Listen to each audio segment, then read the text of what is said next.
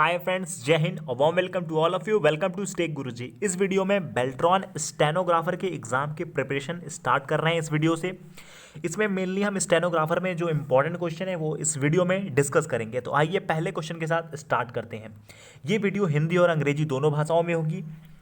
Which of the following file name extension suggests that the file is a backup copy of another file? निम्नलिखित में से कौन सा file का नाम एक्सटेंशन इंगित करता है कि फाइल किसी अन्य फाइल की बैकअप कॉपी है? तो इसका आंसर हो जाएगा .bak। क्या ऑप्शन हो जाएगा? .bak। ये आपका करेक्ट आंसर है। दूसरे प्रश्न पे आ जाते हैं। दूसरा प्रश्न क्या कह रहा है? What are .bas, .doc, .html are the example of? ये जो हैं ये तीनों डॉट लगाकर ये किसके उदाहरण हैं?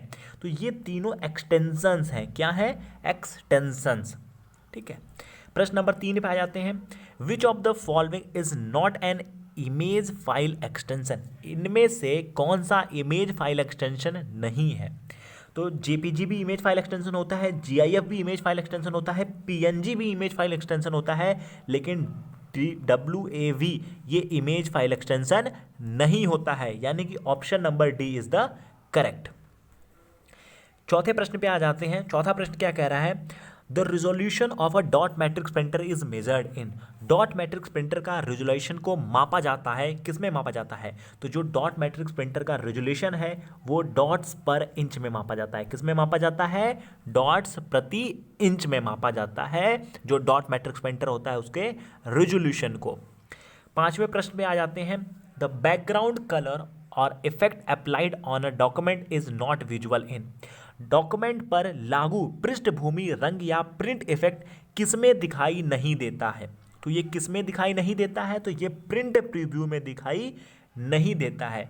ध्यान दीजिएगा, बैकग्राउंड कलर या फिर इफेक्ट जो अप्लाई होते हैं डॉक्यूमेंट पर वो प्रिंट प्रीव्यू में दिखाई नहीं देता है। छठवें प्रश्न पे आ जाते हैं। देखिए, आपका जो स्टेनोग्राफर का एग्ज़ाम है एक्सपेक्टेड डेट अगस्त में है। प्रिपरेशन में लग जाइए, आपके पास बहुत कम समय बचा हुआ है। ठीक है। In data processing, classifying, calculating, sorting and summarizing data are connected with. ध्यान दीजिएगा, डाटा प्रोसेसिंग वर्गीकरण, गणना, सॉर्टिंग या डाटा का संरक्षित करने के जुड़ा होता है। ये किस में होता है? Capturing of input data. किस में होता है? इनपुट डाटा कैप्चर करने में। प्रश्न नंबर 7 पे आ जाते हैं। सातवां प्रश्न क्या कहता है? Data has to be dash before it can be converted into information. सूचना में परिवर्तित होने से पहले डाटा होना चाहिए। तो सूचना में परिवर्तित होने से पहले डाटा क्या होना चाहिए? प्रोसीज्ड डाटा होना चाहिए। कैसा डाटा होना चाहिए? प्रोसीज्ड, PROCESSED, प्रोसीड। यानी कि डाटा को इंफॉर्मेशन में कन्वर्ट होने से पहले, परिवर्तित होने से पहले कैसा होना चाहिए? प्रोसीड होना चाहिए। ठीक है। प्रश्न number 8, backup refers to. Backup क्या संदर्भित करता है? तो बैकअप इसमें से job scheduling failure, accommodation of program into memory, delay in production of output. नहीं, नन ऑफ द अबव, इनमें से कोई नहीं, उपयुक्त में से कोई नहीं। 9वें प्रश्न में आ जाते हैं। 9वां प्रश्न क्या कह रहा है? Cache memory is use to transfer the data between. Cache memory जो होती है वो किसके बीच में डाटा का ट्रांसफर करता है? बिटवीन। तो कैच मेमोरी मेन मेमोरी और प्रोसेसर के बीच में डाटा का ट्रांसफर करती है। किसके बीच में करती है? Cache memory is use to transfer the data between main memory and processor. ठीक है। Option number D is the correct for question number 9। 10वें प्रश्न पे आ जाते हैं। 10वां प्रश्न क्या कह रहा है? 10वां पे, which of the following is not a major type of computer chip. इनमें से कौन सा कंप्यूटर का मेजर टिप का प्रकार है? निम्नलिखित में से कौन सा कंप्यूटर चिप का मुख्य प्रकार है? तो प्राइमरी मेमोरी चिप, जी हाँ प्राइमरी मेमोरी चिप भी मेन है। माइक्रो प्रोसेसर मेमोरी चिप, जी हाँ ये भी मेन है। इसका आंसर हो जाएगा सी ऑप्शन, यानी कि बोथ ए एंड बी। ये जो दोनों हैं वो मेजर टाइप होते हैं कंप्यूटर के चिप के। प्रश्न नंबर 11 पे आ जाते हैं। 11वां प्रश्न क्या कह रहा है? What is the name of the memory buffer use to accommodate a state speed differential. यानी कि गति भेद को समयोजित करने के लिए प्रयुक्त बफर को क्या कहते हैं? तो उस प्रयुक्त बफर को कैच कहते हैं। क्या कहते हैं? Catch, CACHE। ठीक है। हिंदी में इसको कैश पढ़ते हैं। प्रश्न number 12, a variant of dash is called flash memory. A variant of dash is called flash memory. तो वो क्या होता है? ईपी रोम। ईपी रोम का फुल फॉर्म क्या होता है? Electronically erasable programmable read only memory. RAM का फुल फॉर्म क्या होता है? रैम का होता है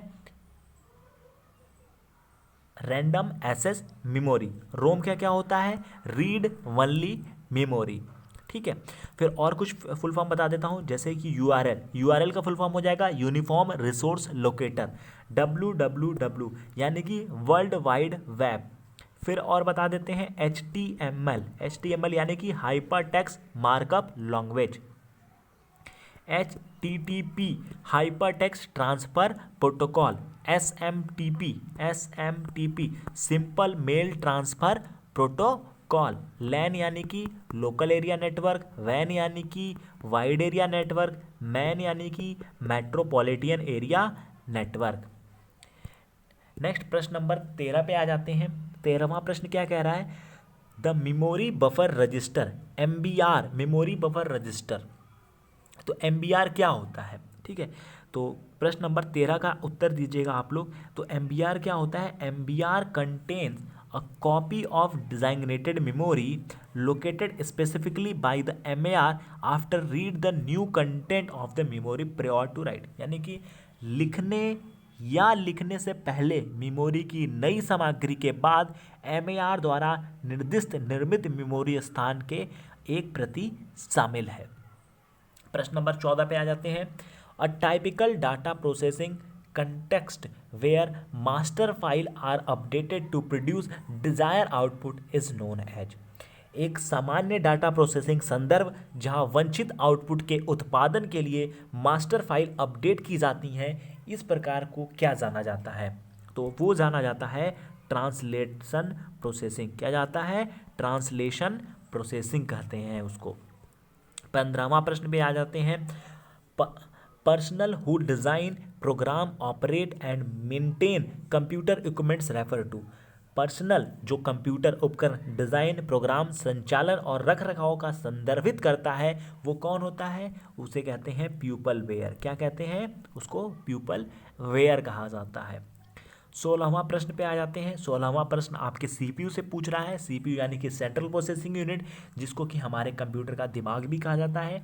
in a CPU the current value of program counter is save in a special register, जिसको कि previous context register before the control transfer to the subroutine such a CPU can not support. वो किसको support नहीं करता है?